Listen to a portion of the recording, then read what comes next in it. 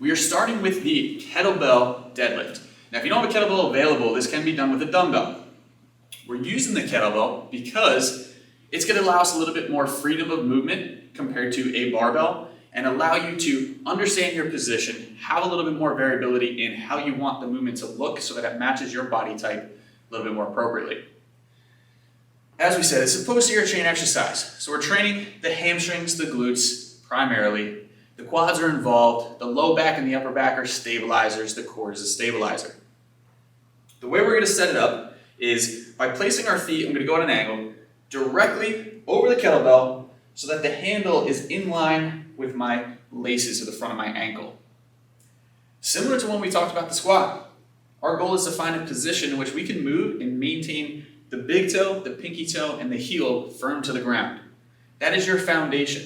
So if your movement forces your feet to move or pivot, then we know we don't have a comfortable base and we're going to lose power somewhere along the chain. After I've set my stance somewhere between my hips and my shoulders to start, and then you'll play with it as you figure it out, we're going to find tension in our core like we're holding a plank. Enough where I can still talk and I can still breathe, but I feel that tension, and as we go heavier, you'll build more and more tension. As we assume position, we're going to think push the butt to the wall behind us. That's going to be initiating that hinge. I'm going to allow my knees to soften and bend so that I don't lose those big toes, right? Keeping them stable. And I'm going to lower until I get to a point where my hands make contact with the handle.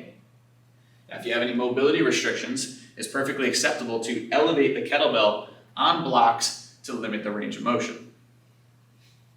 Adjust your stance if needed, belly is braced, push your butt to the wall behind you, allow the knees to soften to maintain that base on the feet, and my hands make contact with the kettlebell. From here, I should feel those hamstrings lighting up and holding me in this position. Feel a little bit of my quads.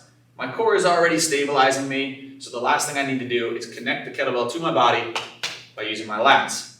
So I'm going to think shoulders pushing down towards those hips to tighten up that back. Now I have full support, and as I come up, I'm going to think push the ground away, and my shoulders are going straight to the ceiling. At the top, my legs are fully flexed, my butt cheeks are tight, I maintain tension in my core, and my head, shoulders, and butt are remaining in line throughout the motion. Push the butt back, knees soften, and if I maintain that good, reaching the butt to the wall behind me, and tension in my core and my lats, the kettlebell should land right at the laces once again. That's the kettlebell deadlift. Give it a practice.